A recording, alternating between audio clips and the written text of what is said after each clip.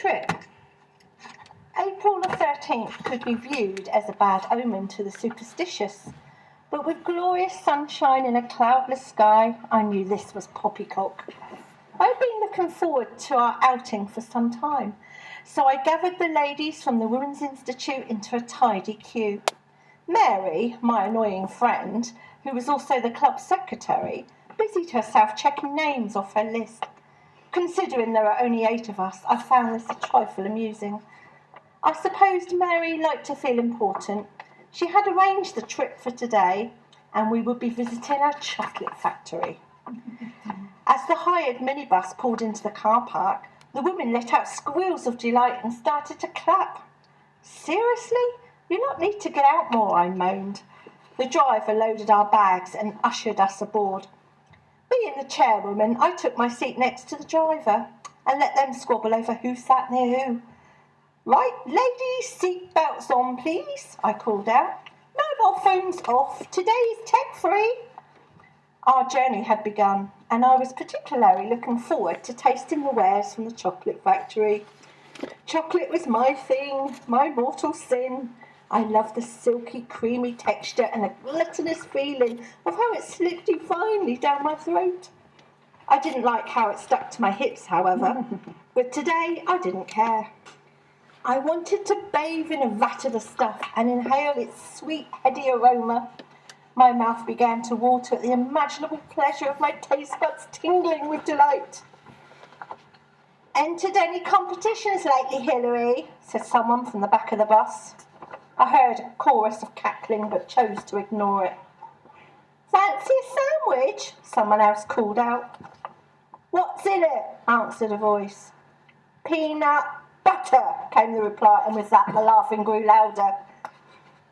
"I have a flask of delicious soup if anyone would like some," said Mary. "That's it." I unbuckled my seatbelt and stood up facing them all. The laughter died down as I narrowed my eyes, giving them all a hard stare. "Oh, come on, Hilary, we're only teasing," said Mary. I rolled my eyes and sat back down with a loud huff. It would take more than that to upset me today, but I didn't let them know it. Feeling joyous, I reached into my handbag and settled down to read a novel. Mary was sat behind me and leant forward. I felt her sweaty breath on the back of my neck. "What are you reading, Hilary? A sexy romance?" "Am I heck? It's called Beneath an Irish Sky by Isabella Connor." "Any naughty bits in it?" I slammed the book shut and missed Mary's nose by an inch. "If you want to read about sex, then I suggest you buy 50 Shades of Grey and stop bothering me." Mary sniggered, opened her bag and waved a worn, dog-eared copy of 50 Shades in front of my face. "There really is no hope for you," I sighed, opening my book once again.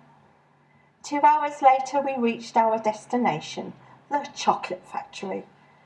From outside it seemed very impressive. A huge tower stood erect over a courtyard. Also a large brick building welcomed us, complete with a neon sign depicting the capital letter C. We were met in the reception area by a small Chinese man who spoke broken English. He bowed his head a few times and beckoned for us to follow. I pushed my way to the front. Being the chairwoman, it was only right that I should be first. I followed our guide up some steps and down a long corridor.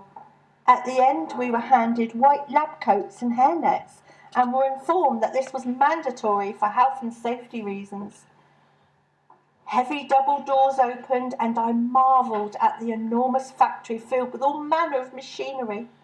Huge vats of white silky chocolate churned continuously.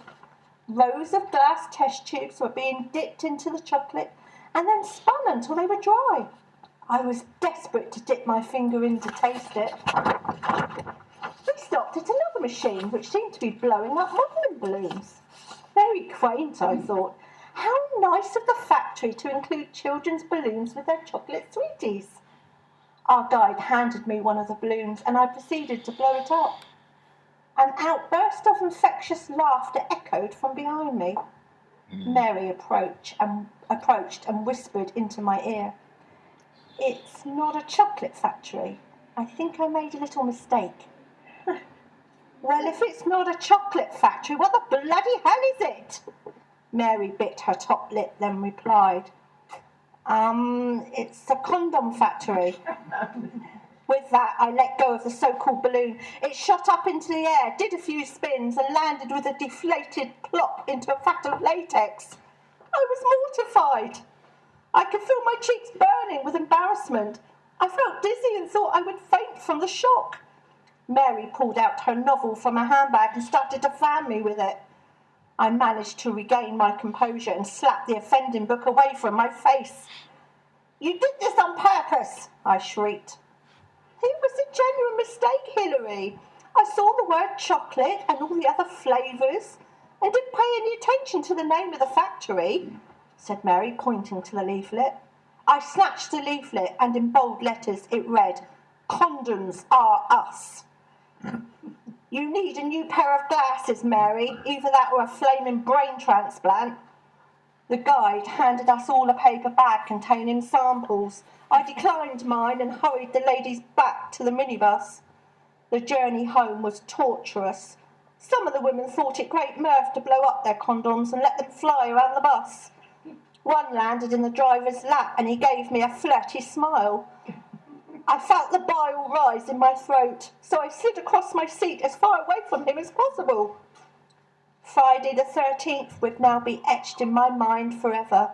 I was now mentally scarred for life, and I certainly wouldn't go out on that date in the future. And as for Mary, well, she would get her comeuppance.